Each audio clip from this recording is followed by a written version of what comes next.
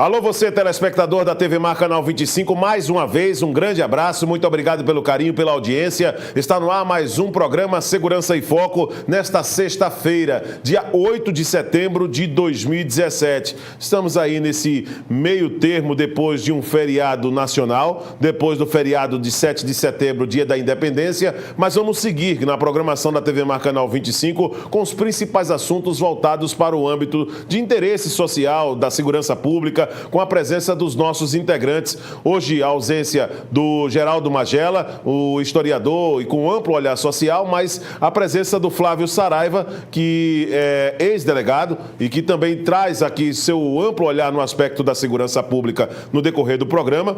Vamos trazer também aqui o Leonardo Moraes, que é presidente da Abracrim Alagoas, advogado criminalista, atua realmente nessa condição e que vai explicar para a gente os principais assuntos que nós vamos abordar em um único tema no programa de hoje. O caso que envolve Diego Ferreira de Novaes, de 27 anos, o popular ejaculador de pescoço, que foi, inclusive, classificado pela sociedade desta forma e que nós vamos colocar de uma maneira, pela essência, como os nossos especialistas receberam esse tipo de notícia, as atitudes, o posicionamento tomado também pelo juiz na oportunidade que liberou em outras 16 situações em que já há registros desse ato cometido por esse cidadão, Diego Ferreira de Novaes, e que a sociedade clama. A participação da mídia para poder influenciar as decisões no Poder Judiciário. Você vai saber tudo isso e muito mais agora, aqui no Segurança em Foco, que está no ar.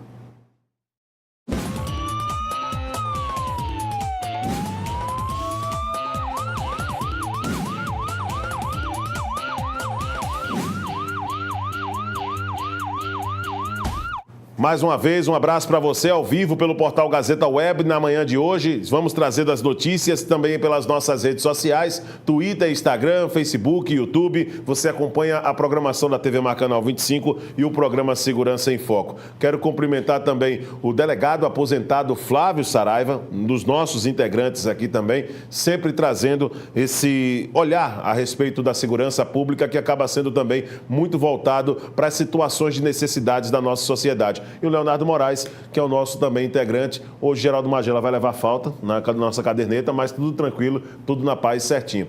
Eu vou começar o programa de hoje relembrando o fato que tem despertado na sociedade um sentimento de revolta, que é o boletim de ocorrência de junho de 2017, em mais um crime de Diego Ferreira de Novaes, de 27 anos.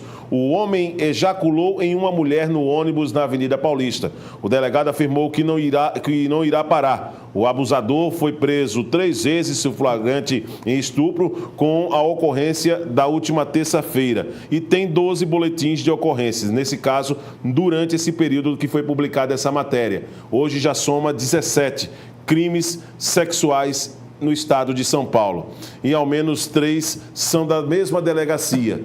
O juiz chegou a, inclusive, fazer o trâmite normal no aspecto jurídico, mas concedeu a liberação para que ele pudesse resolver essa condição com a justiça de forma aberta. Vou conversar com você, Leonardo Moraes. Como é que você acompanhou todo esse processo? E o que é que você pode passar para a sociedade, para aqueles mais revoltados, muitas vezes quando se coloca o poder da decisão de um juiz em liberar uma pessoa de um crime dessa magnitude, quando se comete em um ônibus coletivo, onde ele acaba pegando nos membros e provocando uma situação como essa, ao ponto de ejacular no pescoço de uma moça e que acabou realmente gerando toda essa revolta na sociedade. Bom dia, Leonardo. Bom dia a todos. Inicialmente, a gente sabe que o ato praticado por ele é um ato reprovável, repugnante, né? Um ato, como diz até alguns amigos, um ato que causa uma sensação de desconforto para todas as mulheres, não só aquela que foi vítima direta, mas também em relação a todas. Ele passou agora o mês de agosto, que foi um mês em homenagem aos 11 anos ali de Maria da Penha, e aí nós somos aí basicamente que premiados com a notícia tão absurda quanto essa, de alguém que está cochilando em uma cadeira, num ônibus coletivo, e se acorda com um jato, né, produto da ejaculação praticada pelo rapaz citado. Então, é um ato absurdo. O que se pensa aqui, Vidana, é uma análise jurídica do caso, porque E essa análise jurídica deve ser observada sem paixões. Porque se a gente for analisar as coisas com paixões, se pergunta o seguinte, mas se por acaso fosse o seu pai, né? Ou se fosse a sua mãe, se fosse a sua irmã, a sua filha, eu acho que se fosse a minha filha, a gente poderia até aqui discutir os limites à pena de morte. Porque é normal que um pai de uma filha abusada queira praticar vingança privada, né? E que ele queira se vingar. A vingança é um sentimento humano completamente normal, não elogiável, não correto, mas é um sentimento normal. E se por acaso você fosse o pai do rapaz que agrediu, do ejaculador, eu poderia aqui discutir o perdão e dizer que o fato não seria tão grave assim. Então é importante que a gente faça uma análise sem paixões, nem pela vítima, nem tampouco pelo agressor. O fato que ele praticou, sem qualquer dúvida, não é estupro. Porque o estupro é o constrangimento que significa o ato sexual forçado através de duas formas. Ou de violência física, a lei usa a palavra violência como violência física, ou através de grave ameaça. Certo. Claro que a mulher sofreu um constrangimento, mas o constrangimento para fins da lei penal significa a prática de um sexo forçado cujo meio ou é a violência ou é a grave ameaça. Nem ele forçou ela a praticar um ato sexual, primeira coisa, nem ele usou de violência física, nem tampouco de grave ameaça. Então, a lei diz que estupro é isso. Os pressupostos do estupro são esses. Faltando um deles, o fato poderá ser uma outra infração de ordem sexual, mas não o estupro. Um outro ponto interessante, é que, claro que o ato que ele praticou tinha fins sexuais. E o objeto do fim sexual dele seria a própria mulher. Tanto é que ele ejaculou nela. Ele Sim. mostra que ela seria o objeto que levou ele a ter o desejo sexual. Quando se fala em ato libidinoso, que é que a lei fala em ato de libidinagem, seria o ato com conotação sexual, buscando luxúria, satisfação de algum desejo íntimo no aspecto sexual, do prazer e assim por diante. Há, sim, por ele, ato libidinoso. Esse ato aconteceu. A questão é que o constrangimento, que seria o ato sexual forçado, ele não está presente. Não, desculpa, só pensar assim, a mulher estava dormindo, completamente indefesa, ela não tinha possibilidade de reação, só reagiu quando foi surpreendida com um jato, no pescoço dela. O que existe, aí não está implícita a incapacidade dela de reagir. Essa é a questão da incapacidade para levar a questão do crime de estupro de vulnerável, né? O estupro é claro que seria a prática da conjunção carnal ou ato libidinoso com alguém que esteja impossibilitado de manifestar a sua vontade. O sono, segundo a própria doutrina e jurisprudência e os estudos em aspecto penal, ele não seria um ato que é capaz de impossibilitar, mas um ato capaz de dificultar. Então, a doutrina usa, por exemplo, como crime de estupro de vulnerável, o exemplo de alguém que não pode se manifestar como alguém em coma. Mas aí, desculpa, a conjunção carnal, né, se for exigida a conjunção carnal, que não é mais, aí o sono não seria o impeditivo, a não ser um sono com Boa Noite Cinderela. Pronto. Mas o ato libidinoso em si, o sono é uma incapacidade. Ele leva momentânea não da a vida. uma incapacidade, ele leva a uma dificuldade de manifestar a sua vontade. E há a diferença entre aquela questão da total impossibilidade, como acontece com o coma, daqueles casos em que alguém temporariamente não tem condições de exprimir sua vontade. Imagine, ela assim que recebeu um jato de esperma, ou seja, ainda não houve a prática da conjunção carnal em si. Se é que iria acontecer, que eu acho que não iria acontecer. Que não é exigida no estupro. Não é exigida, seria o ato sexual. Mas perceba, assim que sofreu o jato, ela levantou-se.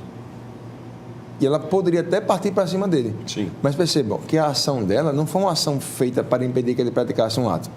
A reação que ela teve foi de um ato que já foi praticado por ele. Ou seja, não há o aspecto de que o seu sono ele impediu ou enfraqueceu. Né? O que existe o aspecto aí é de um ato sexual que foi praticado, que causou à mulher um embaraço, né? Que violou, portanto, o pudor em local público. Portanto, seria não um crime, mas a contravenção penal de importunação ofensiva ao pudor.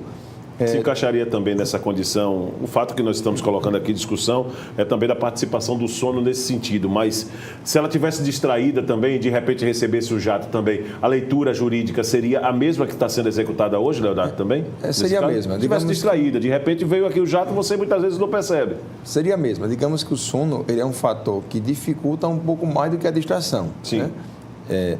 E a questão do sono, tanto pesado quanto sono leve, ela é observada pelo mesmo aspecto pela lei penal. Quando a lei fala em impedir manifestação de vontade, ela fala em coma, fala na embriaguez completa, certo, como aconteceu naquele caso do estupro coletivo, por exemplo. Entendo. A mulher estava completamente embriagada, não em decorrência de bebida, mas em decorrência de drogas. Tanto é que ela não exprimiu qualquer tipo de manifestação de vontade. Aí sim seria um caso de estupro de vulnerável. No caso do sono, ele é um fator que dificulta, que não impede. Se ele não impede, não vai ser estupro de vulnerável. Não vai ser estupro pela cabeça do artigo também, porque é fator constrangimento mediante violência física ou grave ameaça. Então, nem é estupro de vulnerável. Existe um outro aspecto que seria a violação sexual mediante fraude. O caso do Roger Abdelmaci, né, do médico. Sim. É um caso como esse. As mulheres sofriam, tinham medicamentos colocados no seu corpo, algumas delas adormeciam e ele aproveitava desse cochilo para praticar com elas a conjunção carnal. Entendo. Perceba, a pessoa, dessa forma que está cochilando sob efeito de remédio, nem assim foi estupro de vulnerável. O que entende é que o rapaz, o médico, ele usou de uma fraude com o objetivo de modificar a vontade da vítima. Claro que se ela soubesse que o fim seria esse, ela não teria aceitado. Só aceitou porque o fim seria para fins de exame, né, de eventuais tocos corporais buscando o nascimento de um filho. Mas percebam que ele usou uma fraude para isso. Mas ele os crimes dele são tipificados como estupro, né? Não, mas a maioria seria violação sexual mediante fraude. Houve o estupro de algumas pessoas que foi comprovada uma alta quantidade de medicamento, que elas ficaram completamente dopadas, algumas inclusive só se acordaram depois de 5 horas. Aí houve. Mas aquelas em que havia, por exemplo, anestesia, um sono leve, inclusive tanto é que algumas dormiam e conseguiam se comunicar, né, com ele, entendeu? Aí seria violação sexual mediante fraude. Mas aí houve um misto de vários crimes, né? Flávio, você como delegado aposentado, diante dessa explanação colocada pelo Leonardo e que nós vamos ainda abordar nessa sequência do programa esse fato específico, você já se deparou com esse tipo de situação também na época em que você estava na ativa como delegado? Eu já recepcionei casos de estupro, de fato, né? Mas desse tipo não. Mas como delegado, em estando na ativa, eu tipificaria como estupro. A exemplo do que foi feito da última ação desse ejaculador de ônibus, né? No ônibus. Ele foi novamente preso 2 dias depois, né? 2 dias depois depois de liberado. E a mulher sentada do mesmo jeito, a mulher entendeu, viu a dinâmica dele e ele lá impediu que ela se movimentasse, tentando agarrar já na perna da mulher. Aí foi quando foi presenciado por demais passageiros e aquele ato foi abortado. Foi preso por estupro e não foi concedida nenhuma liberdade, pelo contrário, foi decretada a prisão preventiva dele. Agora eu vou provocar vocês dois aqui numa condição que eu vejo como muito importante, a reação da sociedade. É isso, porque é assim, o Leonardo colocou que, em sendo você pai da vítima, você discute a aplicação da pena de morte. Em sendo pai do autor, você discute o perdão, né, dessa atitude. Meu filho foi um momento de insanidade dele e tal, quero que o Estado proteja meu filho. E a sociedade como um todo? Qual o sentimento que a sociedade tem ao ver, em todo o Brasil, você vê o cidadão sendo preso, ter ejaculado da forma que já foi dita aqui, e no outro dia sair simplesmente pela porta da frente da delegacia. Aí esse é um sentimento de impunidade.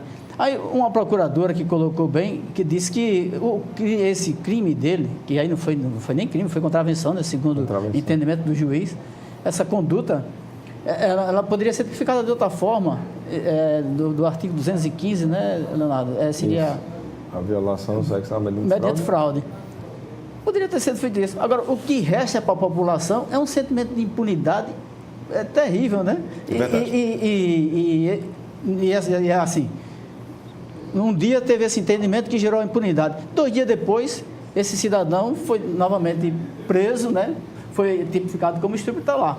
Quem acertou, quem errou, e qual a definição disso? E numa escala dessa, Flávio, que você está colocando, eu estou apenas só aqui acrescentando o que o Flávio está fazendo, porque eu tenho uma lista dos 17 casos dele aqui. Olha, cometidos pelo Diego. Em 2009, dia 12 de dezembro, local Lapa, a vítima tinha 22 anos, ele mostrou um pênis para a mulher. 30 de novembro, em Santo Amaro, também em São Paulo, a vítima tinha 27 anos, sem informações detalhadas do que fez. Dia 6 de abril, estação do metrô do Anhangabaú, 33 anos a mulher tinha, a vítima, sem informações detalhadas também do que fez.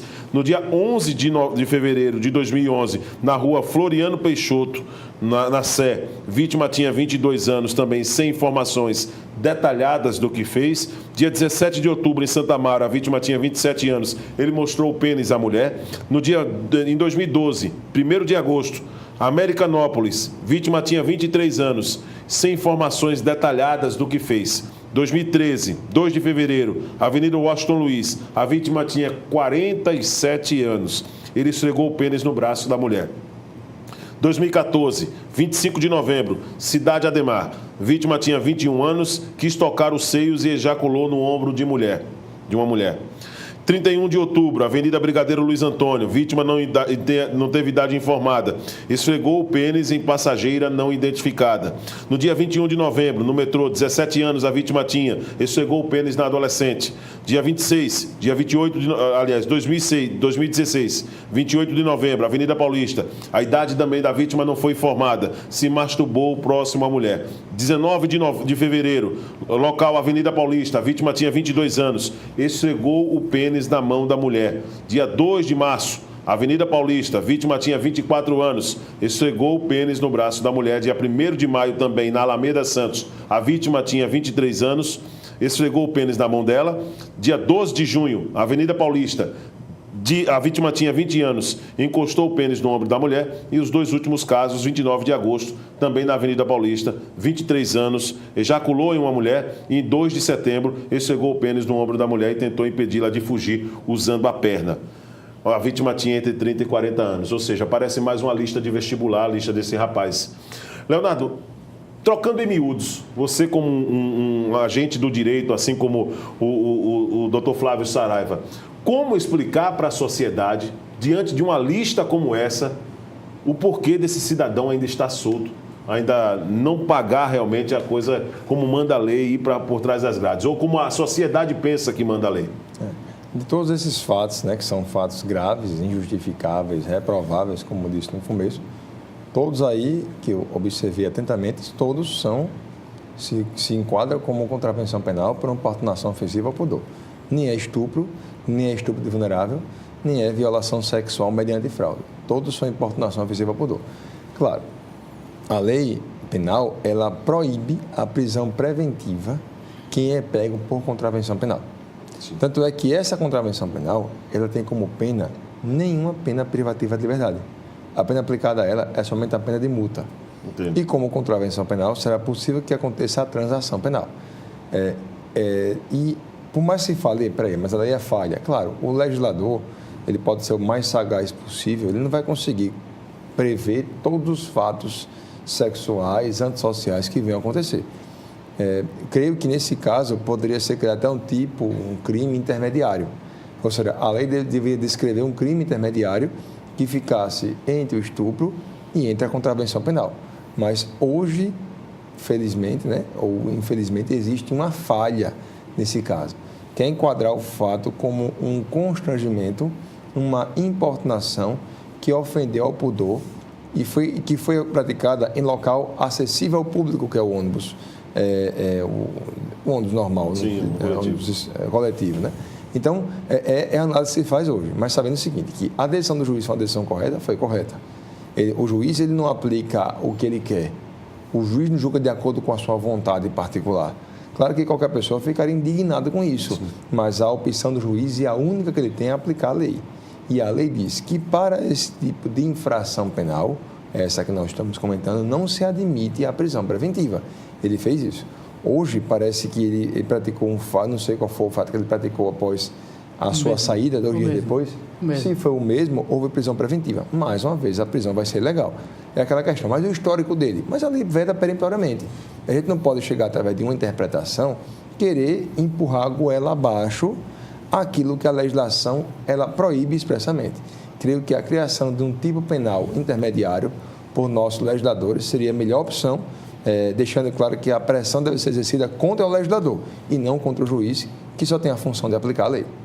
Eu acho assim um descuido de quem toma uma decisão dessa. Você tem um criminoso serial, né? Que você vê aí, é paulista, é brigadeiro Luiz Sim. Antônio, tem um perímetro de atuação dele, né? É verdade. Então, esse cara tem repetidas entradas nas delegacias, né? Não sei se geraram esses inquéritos, mas tem aí quantas vítimas? 14? Eram 14, 16, 17, né? 17. As que tiveram coragem de ir lá, né? Porque é outra violação você transmitir para as autoridades essa situação vexatória, né?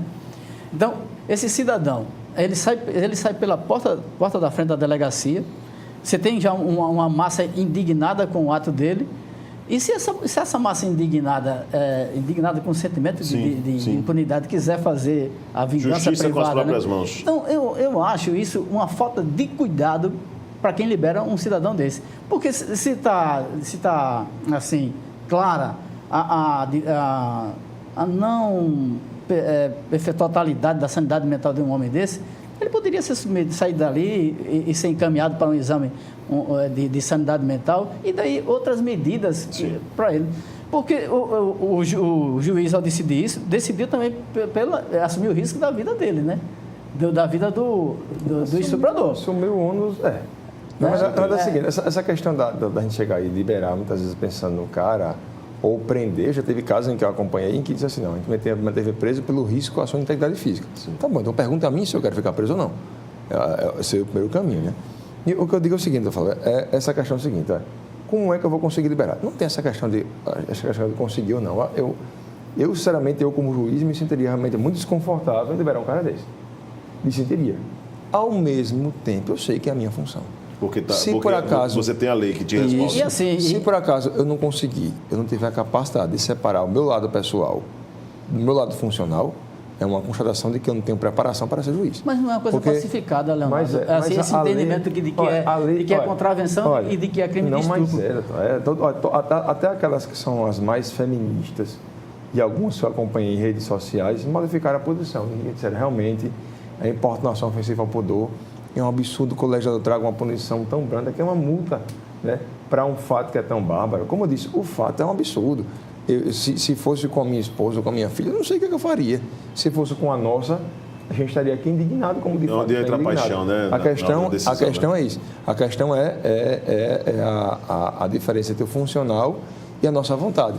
Tem vários casos em que existem crimes gigantescos, de grandes operações, e a gente sabe que o juiz faz a função dele. Sim. Tanto é que ele liberou o cara na audiência de custódia. O delegado de polícia enquadrou o fato inicialmente como se fosse estupro. Sim. Mas na audiência de custódia, inclusive com a corroboração do membro do Ministério Público que pediu a liberação, eles realmente... 2 dias depois, um delegado tipificou como estupro e um juiz na audiência de custódia decretou preventivo. Foi exatamente isso. Eu não sei qual foi o fundamento dele, mas se for o mesmo fato, creio que a lei ela é omissa, mas o juiz decretar a prisão preventiva no caso desse, é um caso que a lei expressamente proíbe.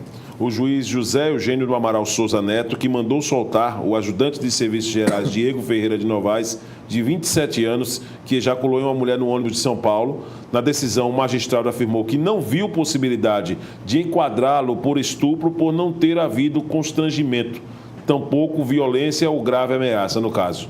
Novaes, que havia sido indiciado por estupro, tem históricos sucessivos de crimes sexuais. Essa palavra constrangimento, que eu vi inclusive em manifestação sua, Leonardo, todas as vezes que foi provocada, artistas se manifestando também, doutor Flávio, nas redes sociais, principalmente o público feminino, né, querendo que a justiça fosse feita. A sociedade compreende constrangimento quando é um ato em que você acaba servindo muitas vezes de chacota, quando você passa por uma situação que fere a sua moral,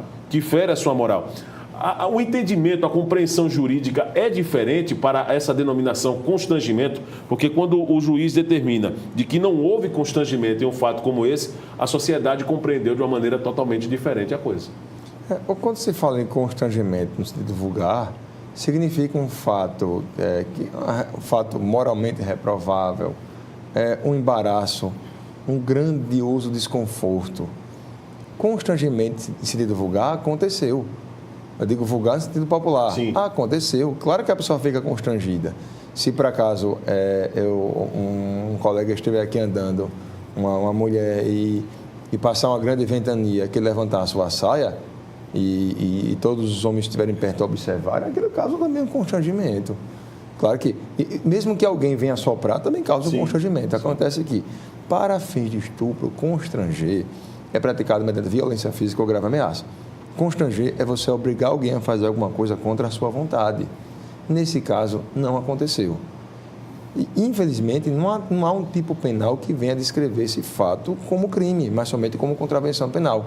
Sim. É uma falha do legislador. Mas, como eu disse, é normal que existam vários comportamentos em que a lei não traga uma descrição legal. Até 2010, as pessoas que fraudavam concurso público não praticavam crime nenhum. O Ministério Público queria forçar como se fosse estelionato, mas não pode, que é crime contra o patrimônio. Aí o legislador, observando aquela omissão que existia, criou um crime em 2011 chamado fraude a certame de interesse público. De 2011 para frente, aquele fato começou a ser previsto enquanto crime. Então é normal que aconteçam algumas falhas. O que se discute muito é sempre essa questão do discurso das pessoas, né? Que o Facebook é complicado, né? Eu fico meio temeroso quando eu vejo artistas comentando sobre alguma coisa. Eu queria que ele também comentasse sobre a cirurgia no cérebro, né? Sobre o procedimento da cirurgia cardíaca. Eles são pessoas, querendo ou não, ou que a construção de uma ponte, levam, na opinião deles ali, uma massa de seguidores, isso, fãs. Mas o conhecimento é feito com base no achismo. O interessante é que você chame alguma pessoa da área. Se você tem um problema com a vista, você vai chamar o oftalmologista, vai chamar o artista para corrigir sua vista. Sim. Da mesma forma, se você conseguir construir a sua casa, você vai chamar o engenheiro, o arquiteto, o design de interiores, não vai chamar o artista para isso. Então, é importante que cada um manifeste a sua posição, mas sempre com cuidado, que é importante que a gente primeiro venha se informar para depois não sofrer as consequências de alguma informação mal fornecida. Doutor Flávio, essa questão da influência da mídia nas decisões judiciais, como é que você também entende esse impacto da mídia quando se pressiona em uma situação como essa, quando se noticia, da maneira que se coloca? Como é que você enxerga essa situação, num caso específico como esse do ejaculador?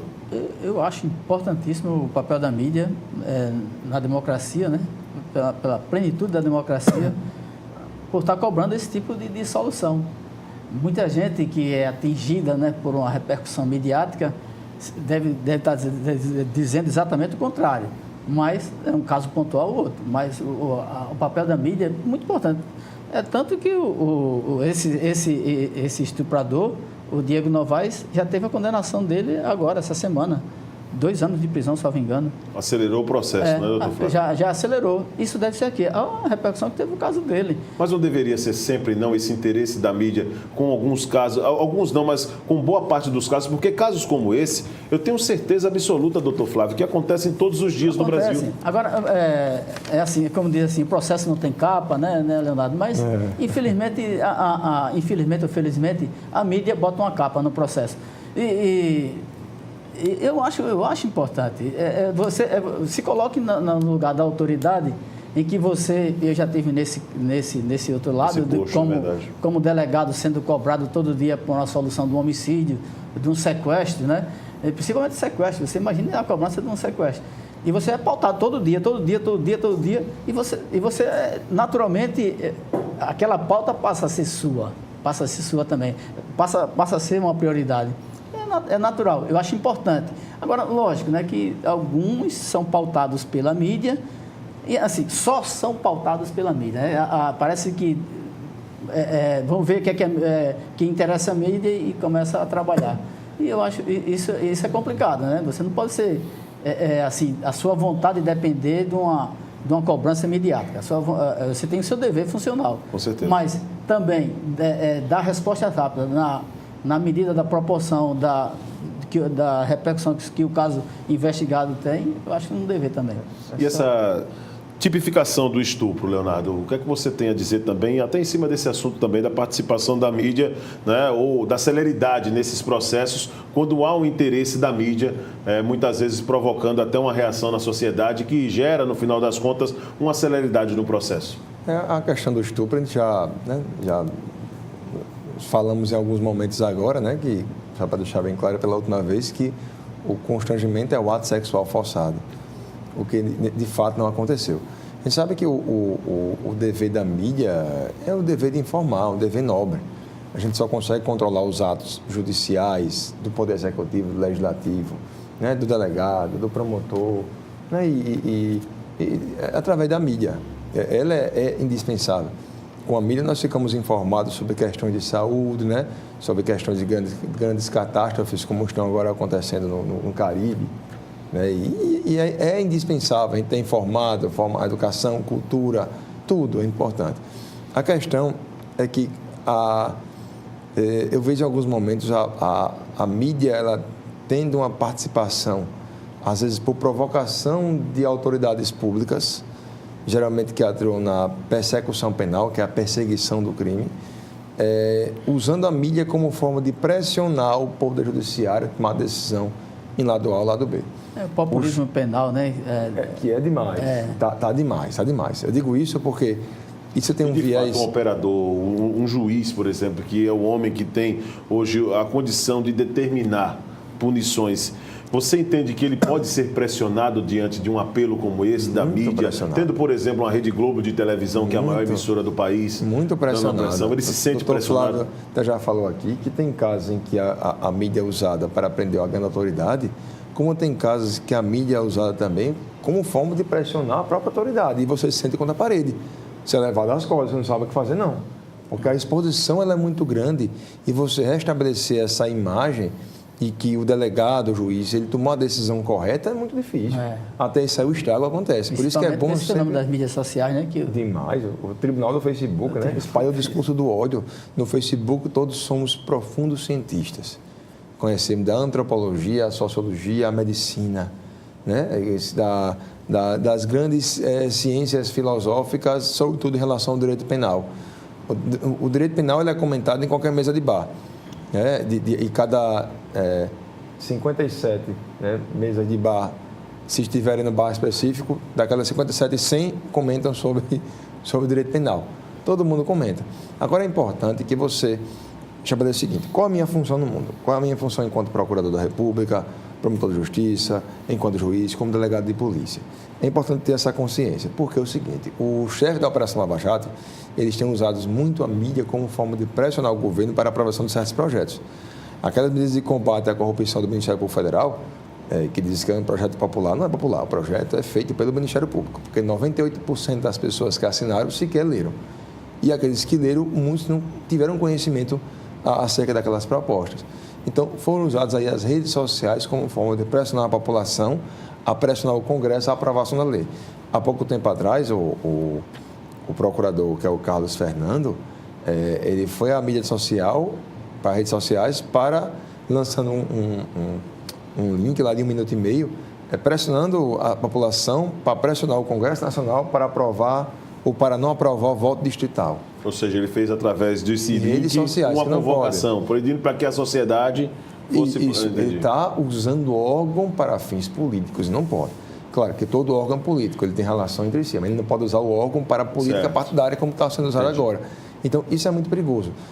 Para encerrar, na semana passada também, há 15 dias atrás, o mesmo procurador, Carlos Fernando, ele foi às redes sociais e ofereceu críticas pesadas ao advogado chamado Antônio Carlos de Almeida Castro, chamado de Cacai.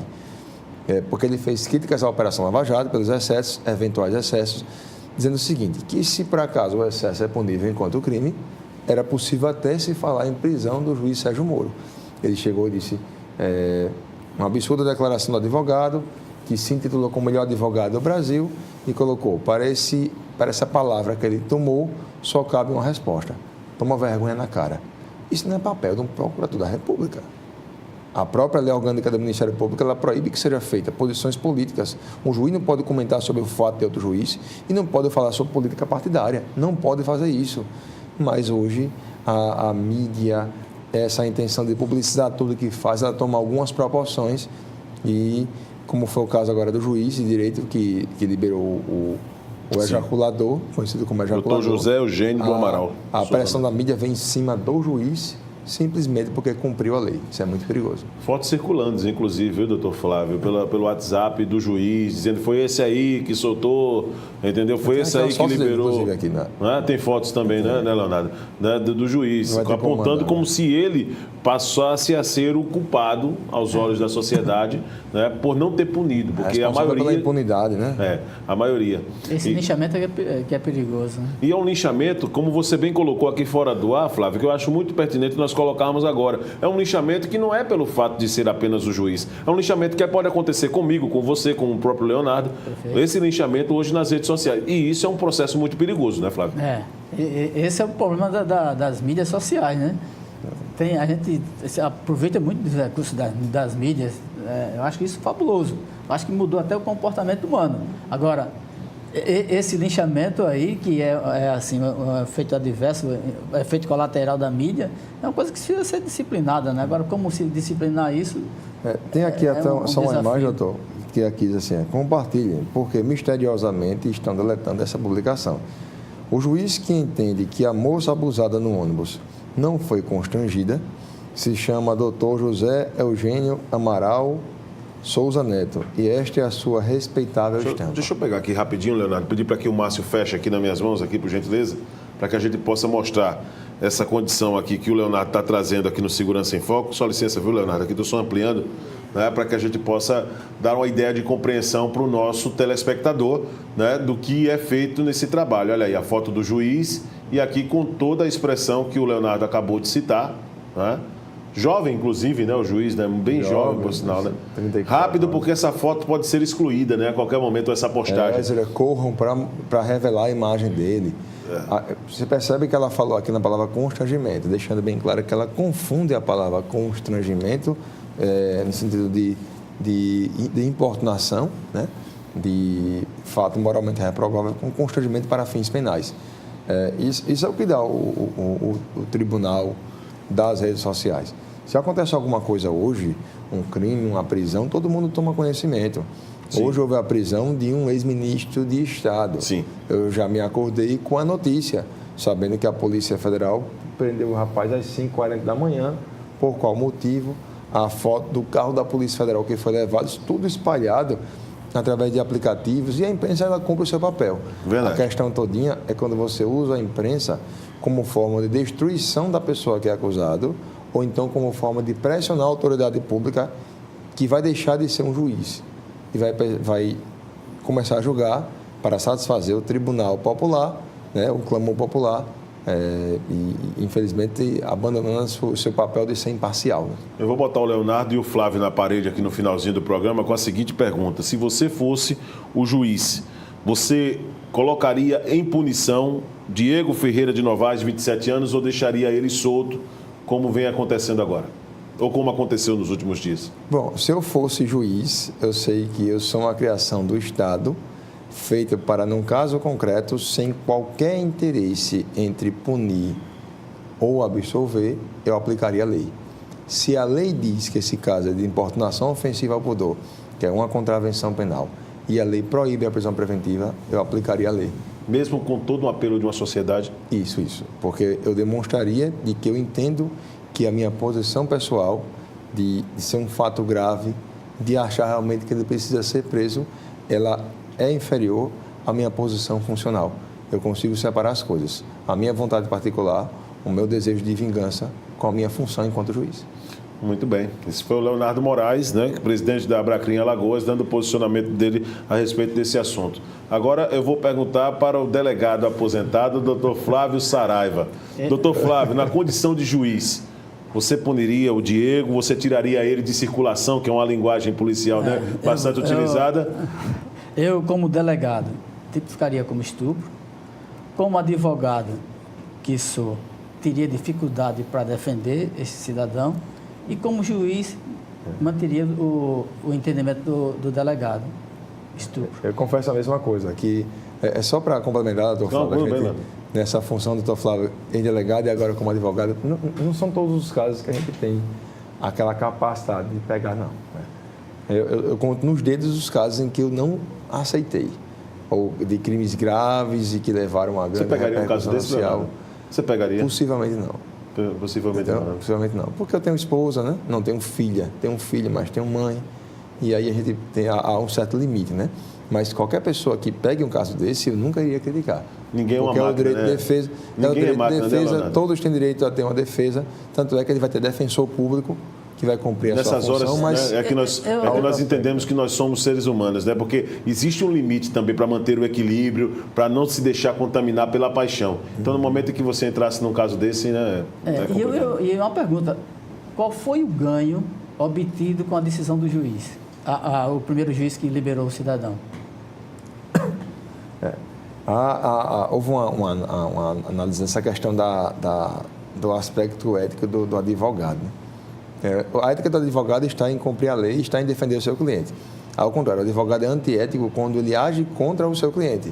Aí sim, ele vai sofrer as maiores punições possíveis, por mais que você venha defender um criminoso que é confesso, com muitas provas, né? Mas é interessante que há uma separação.